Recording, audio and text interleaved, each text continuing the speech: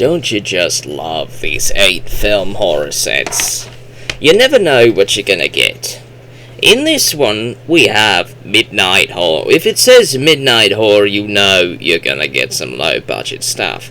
Midnight Horror, Hatchets and Cleavers. We have 8 films in this collection, and we're gonna be breaking them down. For the spooky month, after all, it is spooky month. We have Dirt Boy, The Ridge, Green River, Animal Room, Followed Home, Loaded, Hollywood Scarefest, and The Killing Mind. I'm going to go through them in the order in which I watched them, which isn't the order in which you could see on the front cover here. The first one I ended up watching was Animal Room because I have already seen it on another collection. You may have actually seen the video about it. I might have actually put it up here on this channel. Animal Room. Animal Room stars Matthew Lillard, the Shaggy guy, or the guy from Without a Paddle, or the guy who plays Stu in Scream, or the guy who played the crazy nephew in Ewables in the Name of the King, starring Jason Statham. He is a fantastic over-actor. He's got the energy of Jim Carrey in his blood. And in this, I believe Animal Room takes place before they filmed Scream. According to the back of this... No, actually, it says 1999. Well, that's actually surprising, then. That is very surprising. Though, it may have been filmed before Scream, so you never know with these indie films. It released in 1999, but it could have been filmed in 1993 for all we know, and it was just sitting there waiting to get released. You never know with these types of independent films, so I'm just gonna let it go. It stars Lillard. It's very low budget. It's also got Neil Patrick Harris, surprisingly. It has a decent enough cast, but it's not big. It's not like a big blockbuster film. The most budget you'll find for one of these types of films tends to be a TV movie type of deal. And Animal Room definitely is on the higher end of the budget scale from my memory, because I didn't rewatch this on this set. I only watched these other 7 for this set. Since I've already seen this, I'm going just by memory. But this one is definitely one of the better ones on this collection, simply for the performance of Lillard. He is fantastic in this film. He is very creepy. He plays one of these delinquent kids in a little kid school gang. He gets away with a lot of terrible stuff that you don't think normally people should be able to get away with, but he does. It's a little bit crazy, but it's good. It's a good film. The first film on this set that I did end up watching, though, is Loaded. And this one was a sleeper. I could not remember a single thing about Loaded. A lot of these films repeat a very similar thing of a bunch of college kids going to a cabin for the weekend, and then they all die in some horrible way. In Loaded, from the back here, we have 7 young youths gather at a country home. Check all that off. To shoot a horror movie. Oh, they're trying to be a little bit I'm remembering this now. I remember this now. So a bunch of college kids go to a cabin for the weekend to shoot a horror movie in the forest because they're all low budget. And the bulk of the film is people drama talking. Everybody's pairing up to do drama, and it's one of them tells a story about a killer doing some killer stuff and whatnot, and seductions and jealousy can be a very dangerous combination. It's almost like you shouldn't be pairing up.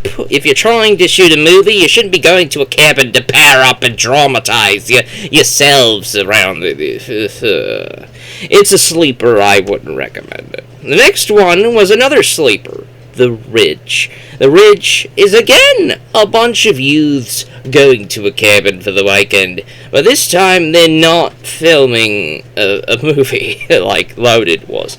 They're just a bunch of people going to a cabin vacation home in the mountains, and there's two brothers. There's a girlfriend of one of the brothers, and then another couple shows up later on. So there's like 5 or 6 people here, and one of the brothers, I believe it was the single brother, the one that doesn't have any girlfriend, tells a story about a killer, the Ridgewood Killer or whatever. And he says, oh, this takes place around this area, in this cabin's area, blah, blah, blah. You might be next, yada, yada, yada. And then eventually the folklore myth comes true, and then the Ridgewood Killer kills them all in the final 5 to 10 minutes of the movie. It's a little bit better than Loaded, in my opinion, but it is a sleeper. I could not care for most of these characters. But I'm never going to knock a movie for being completely garbage, because I know how difficult it can be to get one of these made. This one just didn't keep my attention. Up next, I ended up watching Dirt Boy. And Dirt Boy was a real breath of fresh air. This one is a really decent one on this collection. So far we have 2 good ones and 2 sleeper ones. Dirt Boy is about a former drug addict who moves to a small fishing coastal town to attend a criminal course, a criminal college or whatever, to learn about how to be a detective and all that good stuff.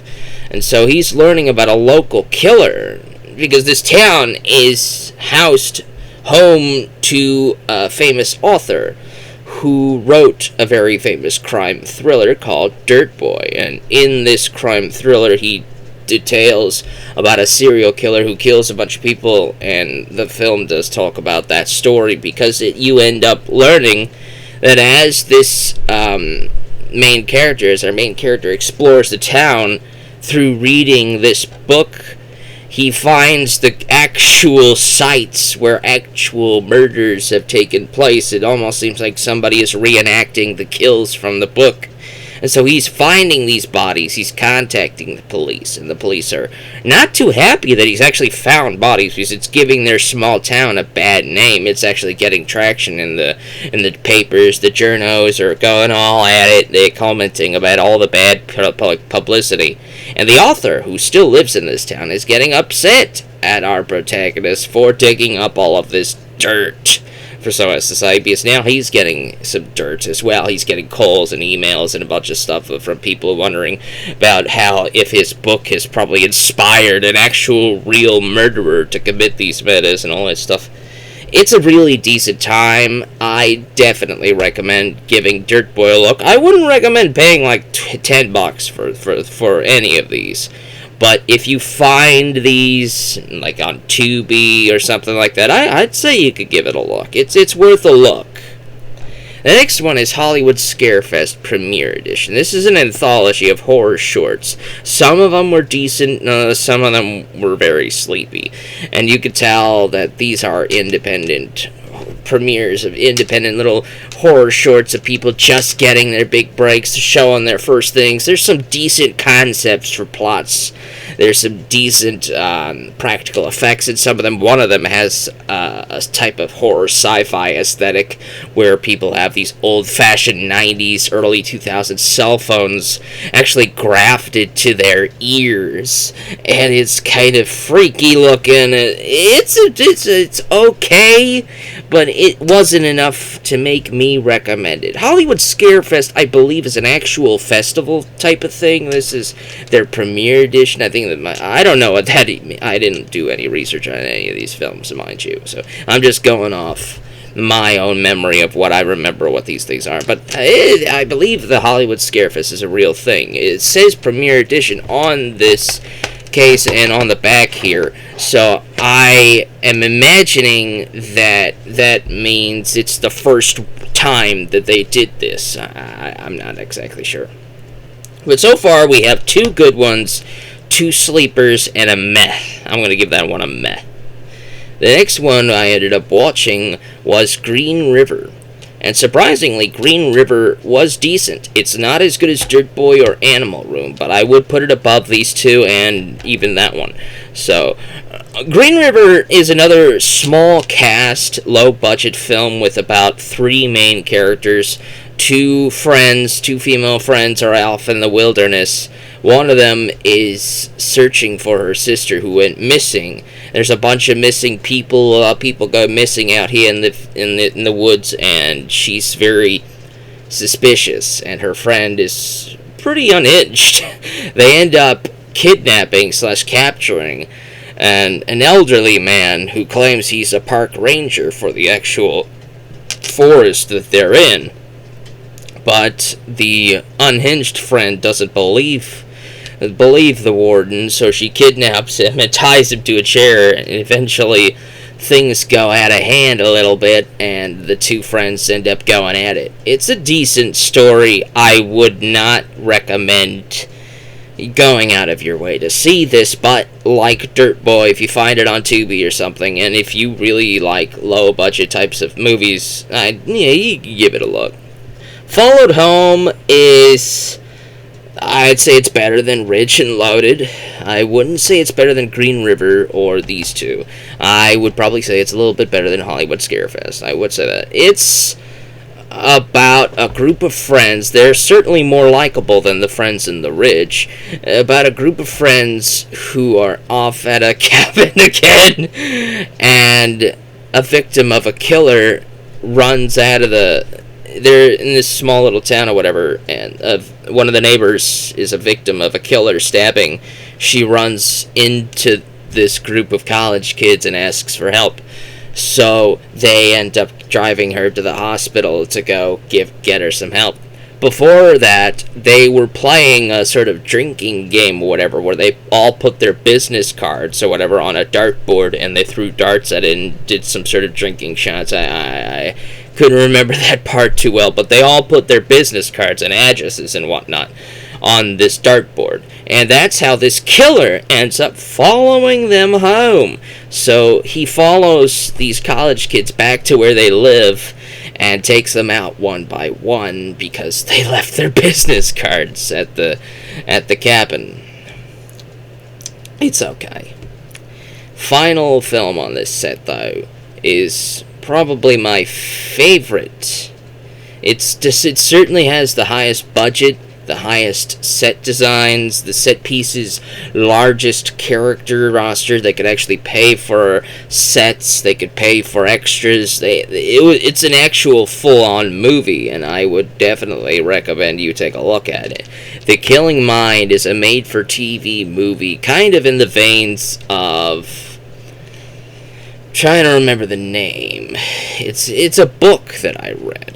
We have an FBI agent, she's a profiler, who ends up leaving the FBI and joins the local police department at this New York joint. I think it's a New York joint.